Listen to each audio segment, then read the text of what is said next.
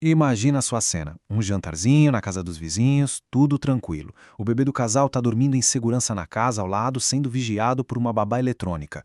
O que é que poderia dar errado, né? Pois é. Nessa análise, a gente vai mergulhar nos eventos de uma noite que começa com uma decisão bem arriscada e termina com o pior pesadelo que uma família pode viver. Bom, a festa acabou. Anne e Marco atravessam um gramado voltando para casa. Mas, de repente, algo parece estranho. A porta da frente, que a Anne tinha certeza absoluta que tinha trancado, está destravada, um pouquinho aberta. Sabe aquele primeiro arrepio? É o primeiro sinal de que a noite não vai terminar bem. E o que eles encontram lá dentro é muito, mas muito pior do que um simples esquecimento.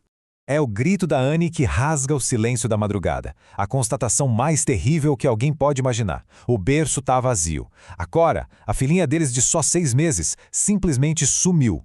Naquele exato instante, a casa deixa de ser um lar e vira o epicentro de um mistério apavorante. Com a chegada da polícia, a coisa fica séria. A casa se torna oficialmente uma cena de crime. É aqui que o mistério começa a tomar forma, e cada detalhe, cada objeto fora do lugar vira uma peça em potencial nesse quebra-cabeça. Olha só, essa hora, 1h27 da manhã.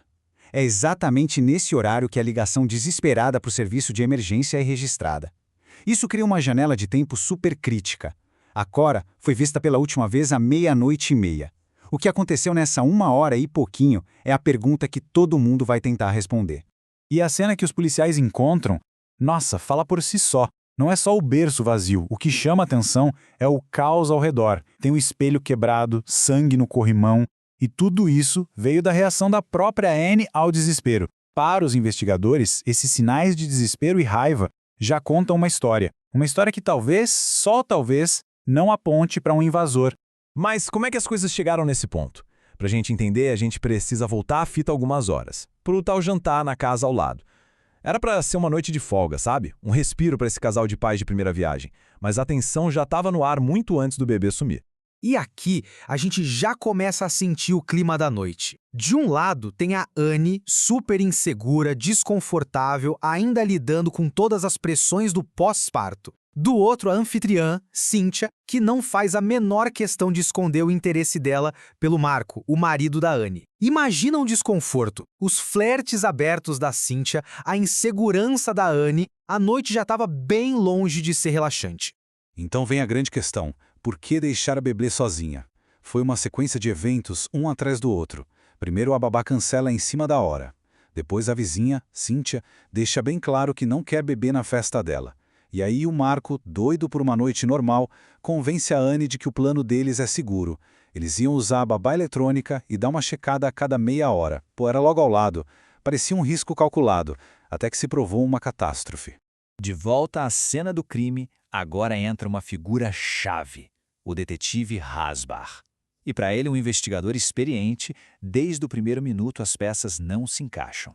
Tem alguma coisa na história do casal, na atmosfera daquela casa, que soa muito, muito estranha. Essa linha do tempo aqui é fundamental para a investigação. A Anne checa a Cora à meia-noite. O Marco, à 00:30. Tudo normal segundo eles, mas o ponto-chave é este aqui, às 12h35. Só 5 minutinhos depois da checagem do Marco, uma testemunha diz que viu um carro saindo de fininho da viela dos fundos da casa. Seria essa a peça que faltava? No depoimento, a Anne defende a decisão deles, explicando o sistema de checagens.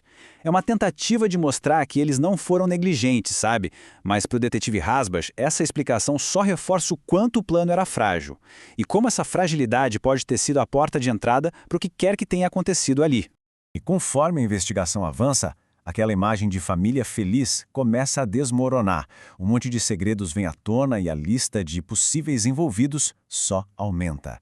E ela começa, claro, pelos próprios pais e seus vizinhos. Durante a busca na casa, a polícia encontra algo que muda completamente a direção do foco: os antidepressivos da Anne. Ela estava em tratamento para depressão pós-parto.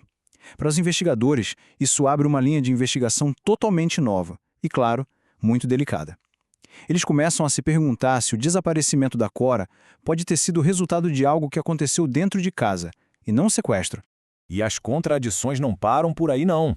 Lembra daquele momento em que o Marco e a Cynthia saíram para fumar no quintal? Pois é, quando o detetive pergunta para cada um, separado, o que aconteceu, as versões não batem. O Marco diz que foi só um cigarro. Já a Cinti descreve um flerte intenso, com direito a beijo e tudo. Claramente, um dos dois não está contando a história toda. A questão é, o que essa mentira está tentando esconder? Isso aqui é o que deixa a polícia de cabelo em pé. Do lado de dentro da casa não tem nada. Nenhuma digital, nenhuma fibra, nenhum sinal de arrombamento. Tudo aponta para um evento interno.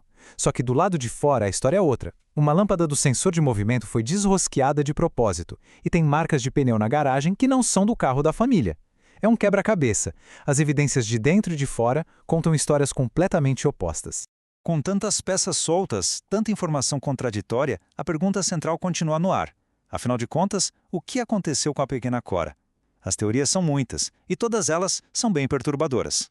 Então vamos organizar aqui as principais teorias. A primeira foca na Anne. Será que, no meio da sua condição, algum acidente terrível aconteceu? A segunda mira no Marco. As mentiras dele, o nervosismo, tudo isso torna suspeito, talvez de acobertar alguma coisa ou até de estar envolvido. E por último, a teoria mais direta, um sequestrador.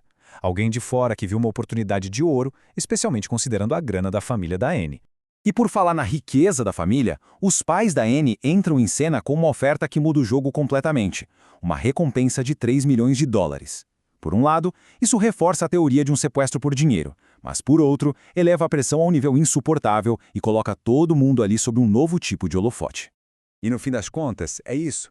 Cada nova pista, cada segredo que vem à tona, parece que só complica ainda mais o mistério. A cada passo, em vez da gente se aproximar da verdade sobre o que aconteceu com a Cora, parece que novas camadas de mentiras e meias-verdades são adicionadas. A pergunta que fica no ar é, com tantos segredos entrelaçados, a verdade está mais perto de ser descoberta ou está se tornando impossível de alcançar?